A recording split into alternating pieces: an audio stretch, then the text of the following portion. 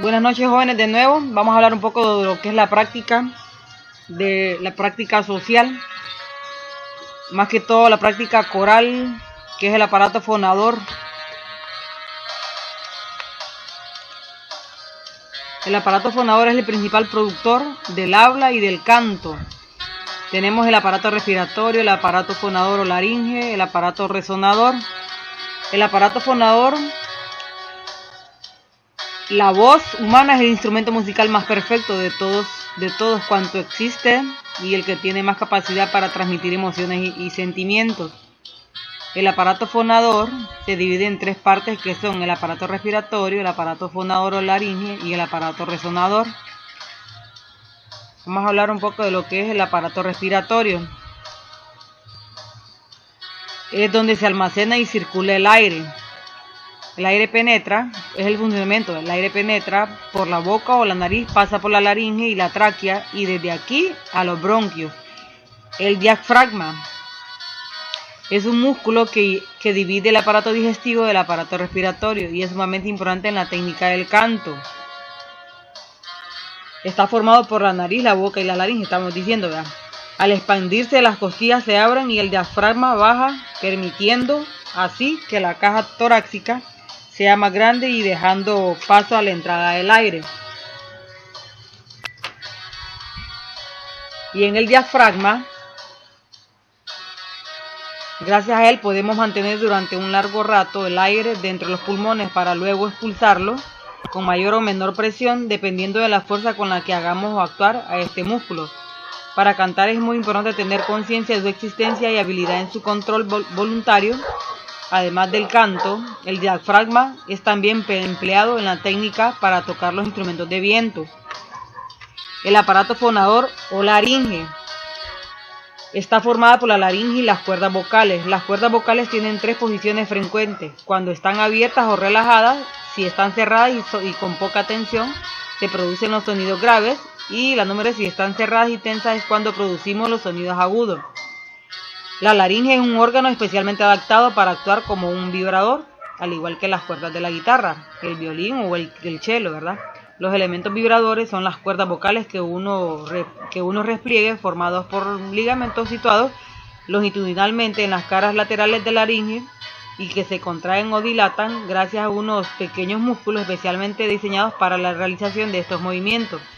La posición y el grado de tensión que adquieren las cuerdas vocales al abrirse o cerrarse son los determinantes en la altura del sonido producido, es decir, si emitimos un sonido más grave o más agudo. En general podemos distinguir tres posiciones más frecuentes. El aparato resonador actúa amplificando el sonido producido por las cuerdas vocales. Los resonadores más importantes del cuerpo humano son los resonadores faciales, que es la boca, la nariz, la faringe y los senos de la cara, que son huecos formados por los huesos y los músculos. El sonido producido inicialmente por las cuerdas vocales es demasiado suave y sin calidad suficiente.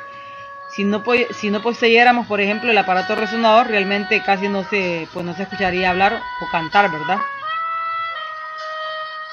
La calidad y la belleza de la voz depende mucho más de estos resonadores que de las cuerdas vocales. En la siguiente imagen, usted observa aquí de que se puede apreciar la localización y nombre de estos senos faciales tan importantes en la producción del sonido. Tenemos el seno ectoneal, el seno fonaidal, el seno maxilar y el seno frontal, la tabique nasal, el comete medio y el comete inferior, el espinal nasal anterior y los huesos propios de la nariz, ¿verdad? Tipos de voces: tenemos las voces blancas, son las voces de los niños y niñas que aún no han alcanzado la pubertad, son las voces más agudas. Tenemos el coro de Hermanos de Blancas de Honduras, que es un coro que se encuentra ubicado en San Pedro Sula, que está compuesto por niños especiales y niños normales, ¿verdad? Las voces femeninas estas son soprano, mezzosoprano y contralto. Las sopranos son agudas y la mezzosoprano son intermedias y los contraltos son los sonidos graves. Tenemos aquí a Pilar Jurado, que ella es soprano, Montserrat Caballé, que tiene una voz soprano también, Marina Pardo, que tiene una voz mezzosoprano, y Teresa Berganza, que tiene una voz también mezzosoprano, Ana Bohm Octer, que tiene una voz o sonido contralto, al igual que Sara Migarno Ewa, que tiene una voz o sonido contralto en su voz, ¿verdad? Estas son voces graves. Ok, el soprano pues sabemos que es la voz más aguda de todas las que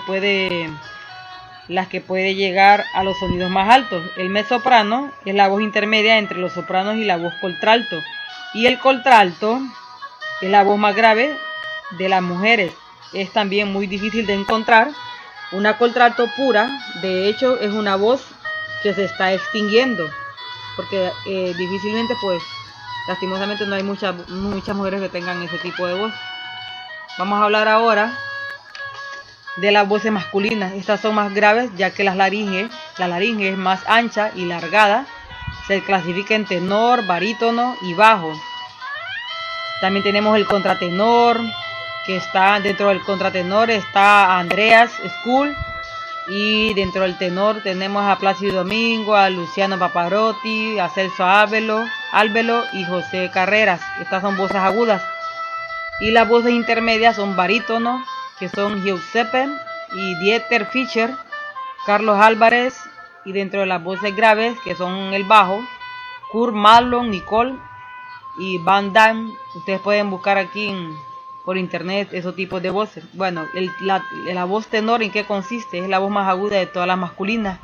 Y el barítono es la voz intermedia entre el tenor y el bajo, ¿verdad? Y el bajo es la voz más grave de todas las masculinas. Correcta emisión de la voz. Tenemos que tener muy claro la importancia de la respiración. La base de una buena técnica vocal se está en una correcta respiración. Existen dos tipos diferentes de respiración: la respiración vital, que es la que realizamos normalmente de manera inconsciente, y la respiración fónica, que es la que usamos para hablar, ¿verdad? Repito, la respiración vital es la que realizamos normalmente de manera inconsciente, que es la vital, y la respiración fónica, que es la que usamos para hablar. Para utilizar el aire correctamente a la hora de hablar o de cantar, también de tocar un instrumento de viento, hemos de tener en cuenta por las siguientes respiraciones. Tenemos la respiración diafragmática. En la inspiración, la parte superior del tórax queda inmóvil y el abdomen sale hacia afuera. Durante la expiración, el abdomen se hunde.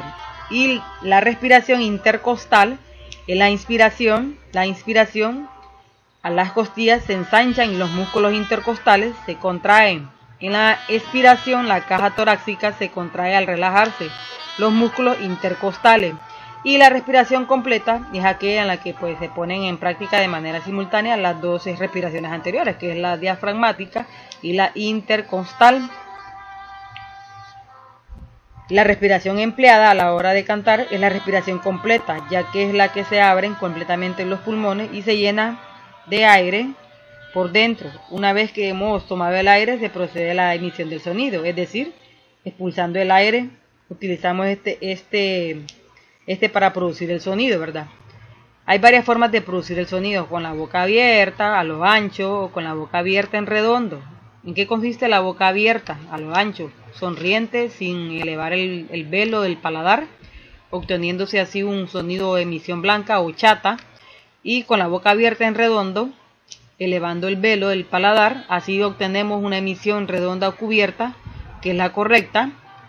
Y la boca y la garganta debe estar bien abiertas si queremos que el sonido sea lo suficientemente bueno, y además la intensidad de la salida del aire no debe estar controlada por la garganta, sino por los músculos intercostales. Y el diafragma, que habíamos hablado de ese, que son los que se realiza la respiración completa, ¿verdad? Ok, aquí finalizamos con el tema de la lección 6 del libro. Y tenemos la tarea número 5, asignación 1, en su cuaderno valor 5%, lectura y resumen de las páginas 111 a la 115. Asignación 2, en su cuaderno valor 2%, leer y contestar la guía de las páginas 118 y 119. Asignación 3, en su cuaderno valor 6, en tu cuaderno en forma de cancionero copia 6 canciones folclóricas hondureñas completas y después de copiar, haz un dibujo debajo de la canción según lo que te indique la letra. Usted va a copiar las canciones y según lo que vaya usted leyendo de las canciones, va a hacer un dibujo, lo que le indique el dibujo, lo que le indique la canción, y lo va a colorear. Si no lo quiere colorear, pues solo lo deja en grafito. Ojo, decora y colorea a tu gusto el cancionero y realiza una portada alusiva al folclore de Honduras. Nota, las tareas también se subirán a la aplicación Classroom. Bueno, eso es todo. Cualquier pregunta, consulta, duda, me puede abordar por el WhatsApp o por el Classroom y ahí lo voy a atender.